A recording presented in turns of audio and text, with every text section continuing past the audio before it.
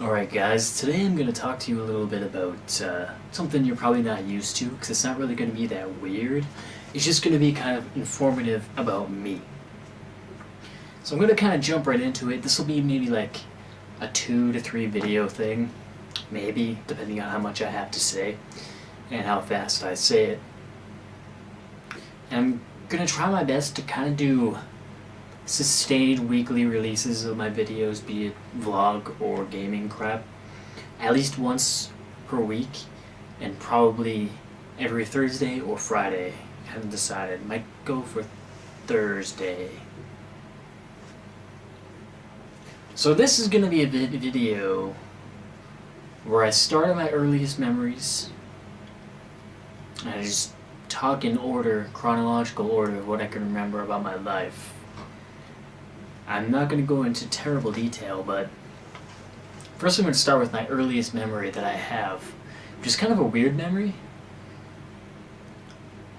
So I grew up in a little town, village actually, of about 300 people, less now, but when I was little, about 300.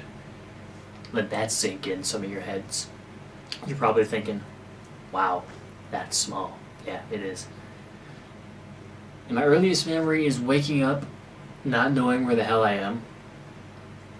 And then I walk into my mom's bedroom and I'm like, where the hell am I? Probably didn't use that word.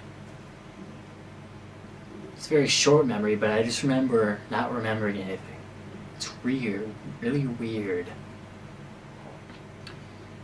So when I was a bit... Okay, to go back to the very, very beginning.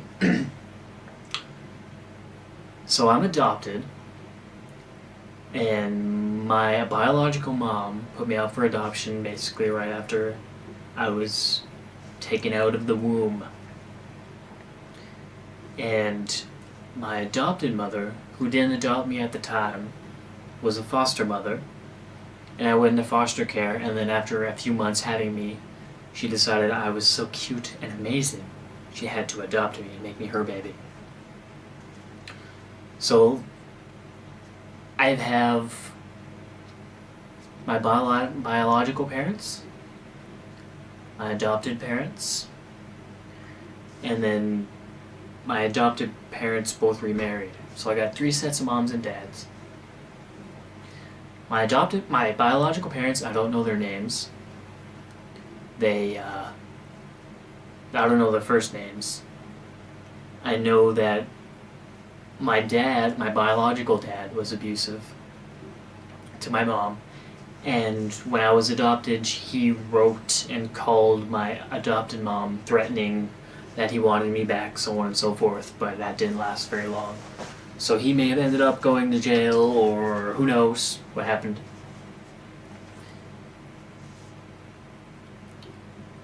Crap, I kind of lost my train of thought. I don't know. Okay, so my dad was abusive.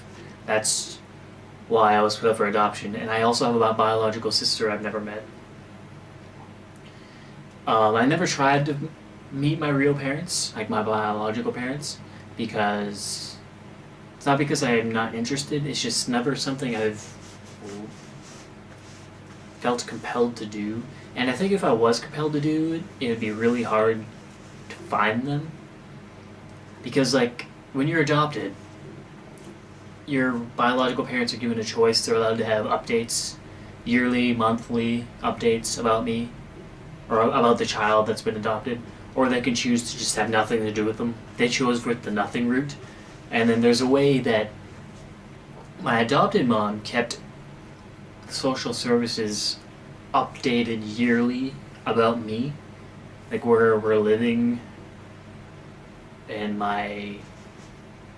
basically where we're living. And then my biological parents could have did that, and if they did, I don't know, because I've never looked into it.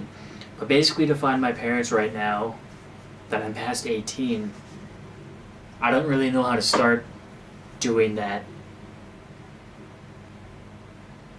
or what that would entail. But anyway, so I have my biological parents, who I know nothing about, and my sister, whom I don't know anything about, and then I might have more family that I don't know. So that's a huge family tree there that I don't know anything about. Then I have my adopted mom, whose name is Carol Lynn. She has 2 first names, Carol Lynn. And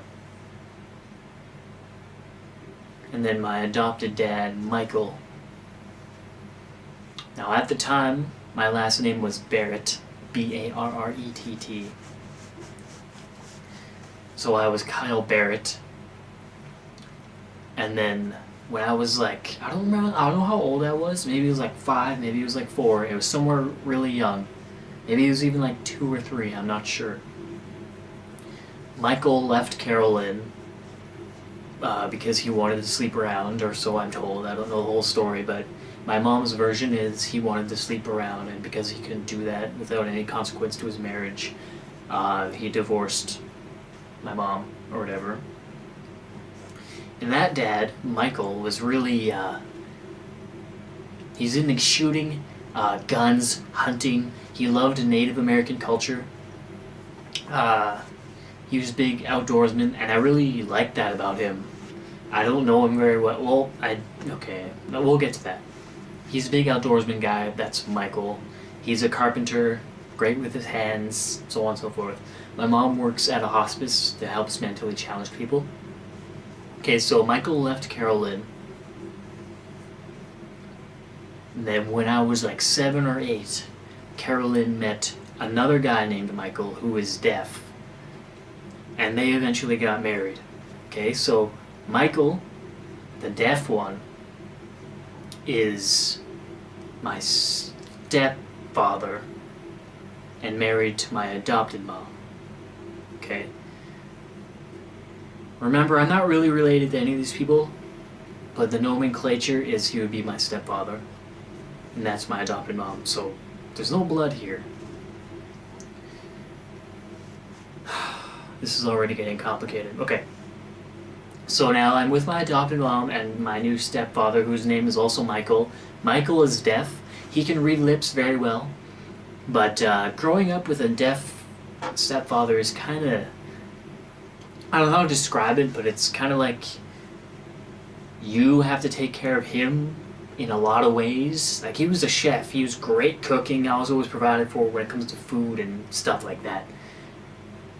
But like, you take him out, and you have to like be his translator sometimes because lots of people don't understand what he says or aren't willing to talk slow enough so he can read their lips. Like, I'm not sign language proficient. This is sign language to me.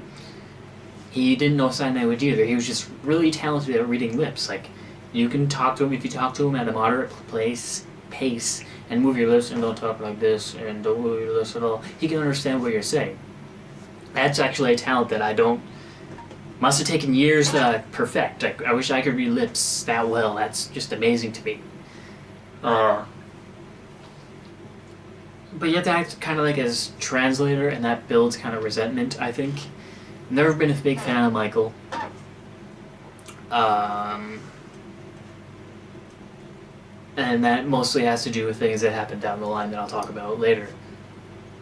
So I lived... See what we're doing at time here.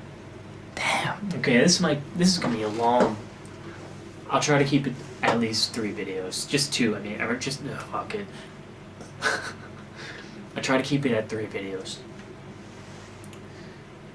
Okay, so I lived in Grayson, 300 people town, until I was like... I want to say 10? Grade 2. Well, how old is that? 8, 10, 9, somewhere in there. Then we moved to a slightly bigger town of like Esterhazy. I don't know how many people live in Esterhazy. Maybe like 3,000? Something like that. I don't think it was a city. But we moved to Esterhazy, and I lived there until I was in grade 5. I don't know how old that is. How old is that? 13?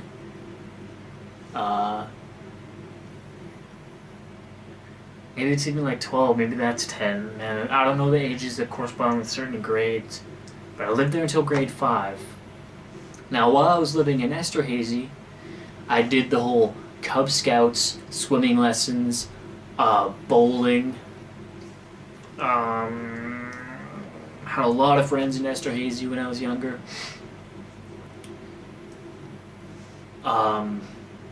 One of my specific memories of Esterhazy are two people, Scott DeLuey and Derek Tam. Derek Tam was a Chinese boy, and he was really nice. He loved video games, and we played the Super Nintendo like no one's business, and he had a little brother that we did things with, and he was like my best friend back in the day. And recently I reconnected him with on Facebook. It's awesome talking to Derek. He lives in Vancouver now. I fucking wish I could see him. He looks awesome. He looks like a fucking Japanese, I guess not Japanese because he's Chinese, but he looks like a Chinese pop star with his hair, and he looks awesome. Like, I want to be his friend today, but I'm not going to Vancouver anytime soon. And then Scott DeLuey, which is kind of weird because I connected him when I went to school here in Regina. When I went to the trade school I went to for new media, we actually went to school at the same time and could have potentially talked to each other every day. And he actually seemed genuinely interested in talking to me about, or hanging out with me and doing things. But I'm, I don't know, antisocial now, I suppose, in a lot of ways. And I never did anything with Scott. And I bet you if I talked to him and said, "Do you want to go for a beer this week?" He probably would. But those are the two people from Esterhazy that I remember the most. Anyway, in grade 5, we moved back to Grayson. Oh yeah, I forgot to mention that when we moved to Esterhazy, it was into my stepfather Michael's dad's house. Now I don't know if they bought it or if his dad just gave it to him, and then the dad moved into a duplex. Something like that. I don't know the specifics, but that house used to be his dad's. So we lived there. Then they sold it to some police officer family. And then we moved back to Grayson when I was in grade 5. This is all very complicated, and most of you probably don't care, but I'm kind of doing this for myself. I think that's kind of a good place to leave this story until the next video, moving back to Grayson in grade 5. A few of my Esterhazy memories, I'll just do that before I end this video, is my uncle and aunt Mary and Bud from Vancouver. They would come to Esterhazy occasionally, or usually in the summertime or something like that. And then one time they brought this computer, and at the time I had not had a computer at all until grade 5. Now what? That would be 1995, 6, 7, in that general area is when we got our first computer, I think. Somewhere around there. And it was this old computer. You had to do the old DOS commands. And I remember playing floppy disk games, the big floppy disk. I don't know the specific. Is that the 3.5 floppy or is that the small hard ones? I don't know. It's the big ones. I don't know this. Floppy something. Big flop that would literally flop, and not the harder, smaller plastic ones, but the big ones. And you'd have games like Battle Chess on there, and Where in the World is Carmen Sandiego. Those are the main games I remember. Anyways, that was my first computer. It was this old DOS thing. And it was their old computer, so I think Windows 4.5 or Windows 95 was already out at that time. Well, obviously, because it was 95, so Windows 95 was probably out. So, but we got their old computer, and it was really old, probably 1989, circa 1989 area. So that's where I learned all the typing in DOS commands, and I guess starting there is a really good foundation for computers. But it just kind of tells you how poor I kind of was growing up. I was a kid for hand-me-downs from my cousins. My parents worked a lot, but we didn't have much extra money, I don't think. I did get to do a lot more things in Esterhazy than I did before in Grayson because Esterhazy was a bit bigger, but I wasn't exactly rolling in the dough. And then while I was living in Esterhazy, I'm almost out of time here. Okay, I gotta end it, I got 10 seconds, but talk to you guys more in the next video. Hopefully you don't mind this. I'm kind of doing this for myself. And hopefully you also kind of enjoy the stories I'm going to be telling you about my life. So, ending it here. See you in the next one.